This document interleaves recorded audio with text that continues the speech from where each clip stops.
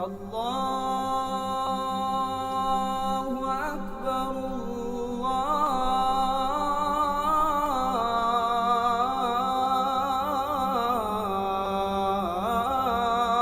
Allahu Akbar.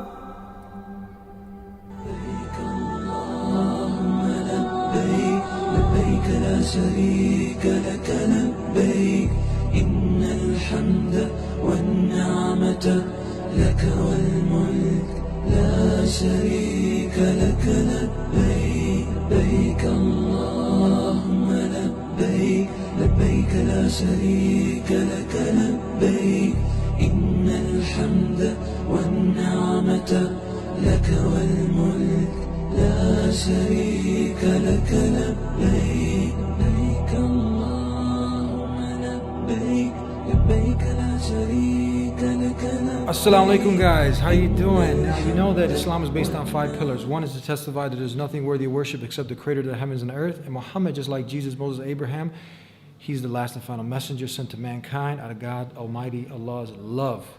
And then you have the praying 5 times a day. And then you have the fasting during the month of Ramadan, the poor tax, the zakat, and then the Hajj. Now, people used to go ahead and travel long distances on camels, on horseback, and it was long journeys. Nowadays we have train, planes, and automobiles. But our brother here, out of creating some awareness, we'll talk about that, he actually drove a bike. This is the deen truth.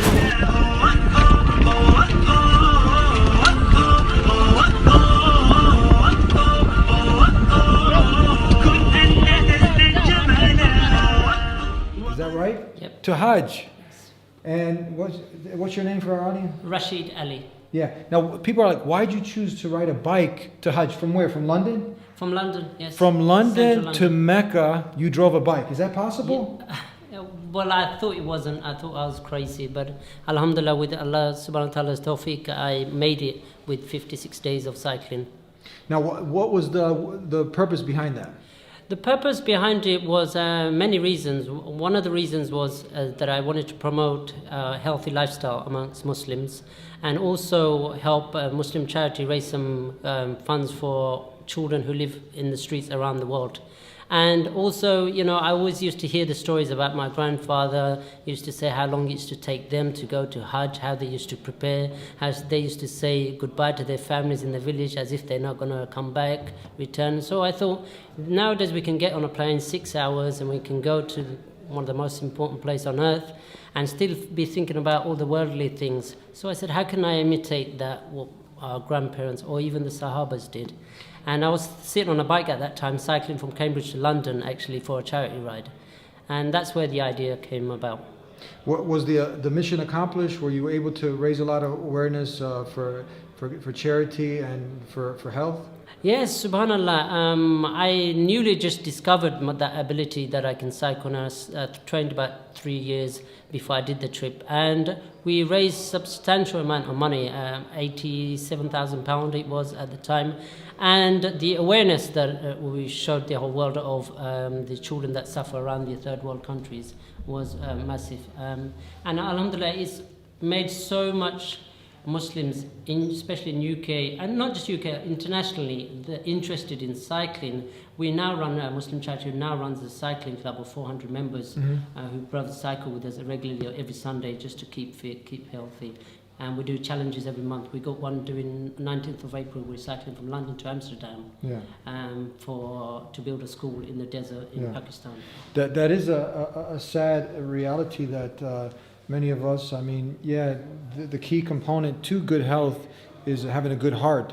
But it's sad to say that many of us, there's another component to happiness is good health. Sure. And it's nice to see that you also are taking the matter serious, so serious that you actually drove your bike all the way to the first house of worship built by Abraham to commemorate the worship of the one God, to Hajj. So what were you seeing? I mean, they say 70%, this is an American statistics, that people are either obese or overweight. You're not too far behind here in No. in England, huh? Yes, one of the good thing was the government of here, TfL, Transport for London, actually sponsored our course because where in Tower Hamlets, a lot of Muslims live, the highest obesity, diabetics, high cholesterol is in that community. And so they encouraged me to actually encourage other ethnic minorities into cycling. And this bike ride, London to Makkah, has really promoted that. So, subhanAllah, we've seen so many now join us on these bike rides and healthy lifestyle. I also start doing other things like running. I was actually running in Palestine 10 days ago and took 36 people from UK to run a marathon in Palestine. So again, for a cause in Palestine. What was the journey took how many 30 days of cycling? So, no, I ended up cycling 41 days. The amazing story about this is that I went through 14 countries. Out of those, 10 countries were non-Muslim countries. And subhanAllah, the non-Muslims were so appreciative of what I did because I had a Union Jack flag on back of my bike, flagging as I was riding. And every now and then someone stopped me and saying, where are you going? Where are you from? And I said, I'm from UK, I'm going to Saudi Arabia. And they thought, well, why are you doing this? You're crazy. And I said, well, I'm doing it for a good cause. This is what I'm doing it for. And believe it or not, a lot of them pulled out 20 euros and said, can I donate this? I was in a restaurant eating and just having a conversation with my colleagues who were driving behind me in a support vehicle. And others heard the conversation and they came over to the table and said, are you really doing what you just were talking about? I said, yes. And they said, oh, can we pay your food bill? A lot of people wanted to take us home and feed us because we were having difficulty during some of the journeys to eat, especially trying to find halal food. Some places we were, there were like 200 miles, there's no people around, and everyone wanted to help us. And that was the most beautiful thing, to see that human beings actually, we're not so different from one another. What was the hardest part? Where did you sleep? Where did you find food? Yes, the food was very hard till we hit Turkey and Egypt, etc. But we had to, whilst we were going through Europe, in the main cities it was good, but once we left the main cities, then we had difficulties. So we were living on sandwiches and pizza margherita for about 2 weeks until we got to Turkey. What else of a lesson can people take from this that you want them to leave off with? Is that, you make a good intention and subhanAllah, make a good intention, make dua, and Allah makes these things possible. Because before I wasn't a born athlete. I never did sports actually till I was about 38, and I did this ride when I was 42, and I thought I'm too old to do this and stuff. But I thought, it's for a good cause, let me give it a try. And subhanAllah, it was an amazing trip. I had 30 brothers join me at the first leg of the trip, which was London to Paris. And then there was 2 of us that continued the other side of the journey all the way down to Makkah. And all through the journeys, it was beautiful to see. It was beautiful to see the masjids and how the architecture of every single country masjid changed along, from Turkey to Egypt to Saudi. You see all the Islamic artworks. We slept in masjids at times for breaks, and it was really a wonderful experience. What was the total amount of days that took? Average, we had to cycle 100 to 150 kilometers, but it depended. If some days, if I had problems and I couldn't cover that mileage, next day I would have to make it up. So there were times I did 200 kilometers in one, got 240 kilometers, but average 120 kilometers a day. 120, how many miles? That's 5,000 kilometers we had to cover. 5,000 kilometers.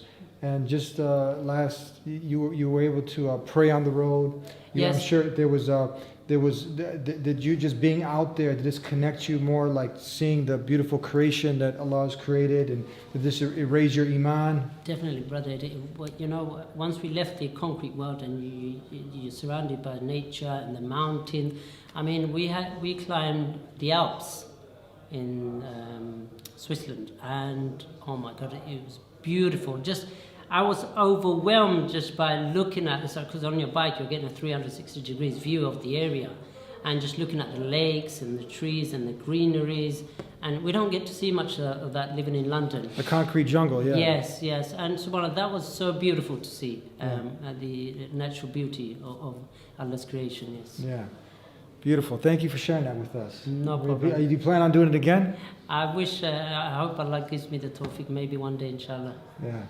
All right, well, thank you. And then hopefully you guys, if he can go ahead and ride on a bike to go ahead and motivate people for good health and charity, I mean, Allah has not made it that difficult on you that you go ahead and prepare with a plane ticket. Hajj is coming up. Yes. So now you don't have no excuse. If you have the finances, you have the health, get yourself to Hajj. Prepare now to go to Hajj. How's that? Inshallah. Yes, inshallah. We'll see you next time. Thank you very much, brother. Jazakallah khair for having me. Ameen wa ya. Assalamu alaikum. Wa alaikum salam. Peace be with you. Assalamu alaikum.